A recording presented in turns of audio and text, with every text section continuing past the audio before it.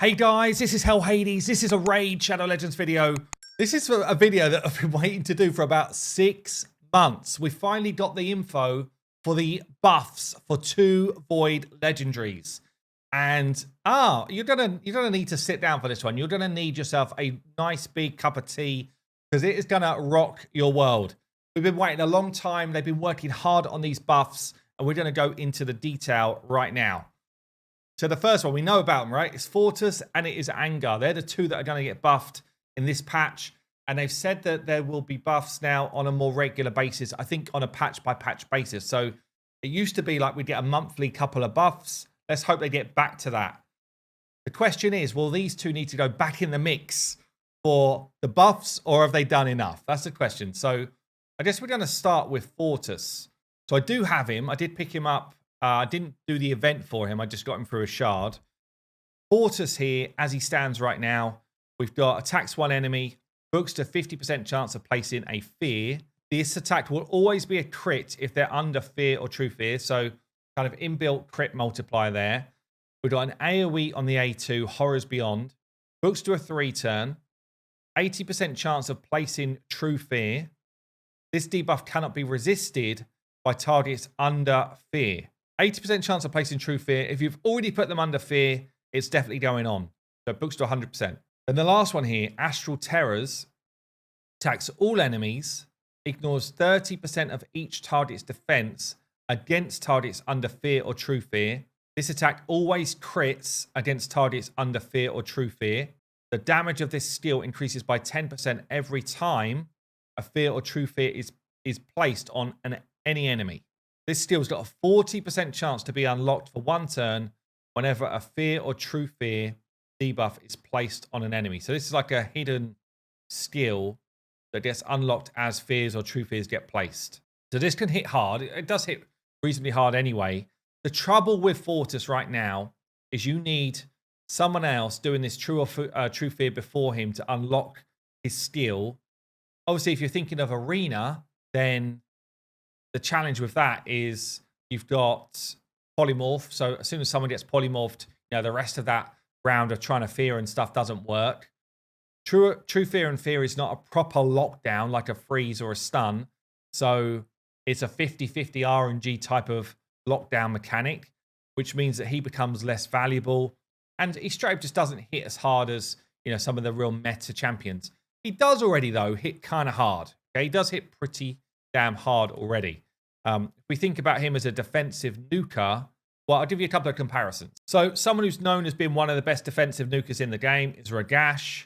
Ragash has got an AoE here. He's got a 4.3 times his defense as a multiplier. Okay, so he's known as being one of the best, 4.3 times. Now, Fortus, bearing in mind, if you get the ignore defense mechanic coming in, does mean that Fortus is going to hit hard, right? It's going to hit hard. And he has got this kind of weird multiplier where it's 3.5 times the defense, but you also have to have a kind of like fear count ticking up as well. So considerably less, but it does also ignore 30% of target's defense. It hits pretty hard. Okay, he's got a 3.8 times here. It's decent, but not crazy good. And as I say, one of the problems is you kind of have to rely on having champions that apply all of those fears and stuff before. So if I'm filtering through my champions here and say, right, who have I got that do, let's say true fear, that's one you really want, but fear or true fear on an AoE, someone like Mashal does it well, but he's not a support champion. Mashal's your nuker already. You don't really want to bring 2 nukers into a team. How do you fit that in, honestly? But Mashal does it. If you're then looking at others, Leo does do it again. You're bringing 2 nukers in. Are you going to do that? It's unlikely. This guy is not doing it in the right way. Maybe this is probably someone who's actually one of the better supports for him. Yoshi the Drunkard. But he's not giving him increased defense, which is what he would need for his damage. Increased attack helps Fortus not one bit. Yes, you start to get the problem. There's not really the champions that set him up available in the game. If you had the equivalent of a Yoshi that was doing increase defense, I don't know, turn meter boost and applied true fear at the same time, then potentially you've got someone that sets him up. But we don't really have that right now, or at least I can't think of anyone who's going to do it effectively for you. What does Vassal do here? True fear and decrease attack. Yeah, maybe that's not such a bad one. Again, you can just get straight polymorphed. That's the problem with all of these. Yeah, so there's not really the setup for him. So we were hoping there would be a bit of a change up to his kit almost entirely, you know, in terms of not needing to do that. But what we have had for the big Fortus change is Fortus Astral Terrors, which was his A3 skill, which you need to unlock. Fortus Astral Terrors damage increased. That's the only change. So I don't know. 6 months in the waiting for that one. Damage increased. That's all we're getting off that. So let's look at the other one. They must have spent all their time on Angar. So Angar currently got a chance to provoke on his A1.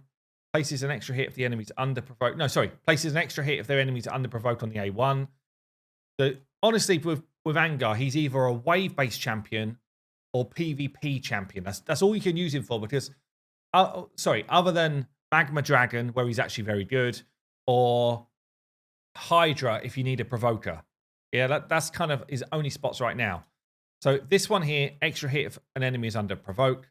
This one here is an attacks all enemies, puts a provoke on them for 1 turn, puts reflect damage on your team, and then counter attack on him for 2 turns. So you're thinking to yourself, well, reflect damage is kind of nice for Fire Knight, really. That's pretty much the only place in the game.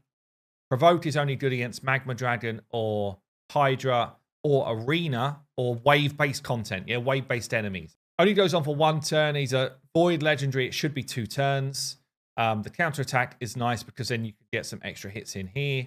And then his passive, if an enemy with a provoke attacks him, 40% books up to 50% chance of reapplying provoke. So you can kind of like keep going and reapply the provoke. Each hit taken will reduce damage taken by 5% up to 30.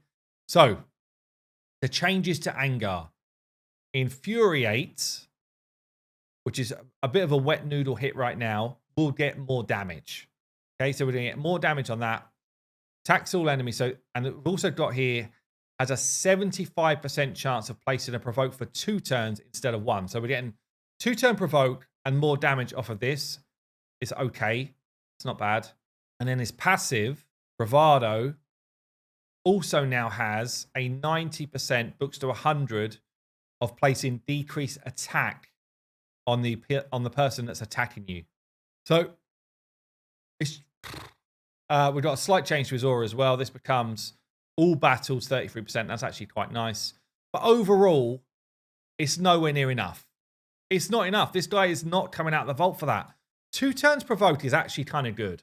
Okay, so I think that's actually kind of good. But you can only provoke, as I said, 2 bosses, which means the decreased attack thing is just a little bit dead in the water. I don't know. I guess you could be chain provoking a whole wave of enemies for a long time. You just feel like this should have been an enemy max HP skill, or they should have applied chance to freeze on this or something so that you get some sort of finite hard. I don't know. It feels like he's still absolutely weak sauce. I just can't see where either of those 2 buffs are moving these 2 champions to. You spent 6 months coming up with some buffs. Okay, they didn't spend 6 months, but maybe you spent the last 2 weeks coming up with some buffs. I just don't feel like we've landed the buffs at all where they needed to be to get these 2 void legendaries out of the vault for me. Let me know what you think, though. Do you think they're going to come out of your vault now? Are they the sort of buffs that you wanted to see? Yeah, let me know, because down below, Raid might actually read some of these comments, and it'd be good to kind of give them some feedback around what's going on with these 2 void legendaries. You know, for me, nowhere near enough with either of them. Anyway, I've been Hell Hades. I'll see you soon.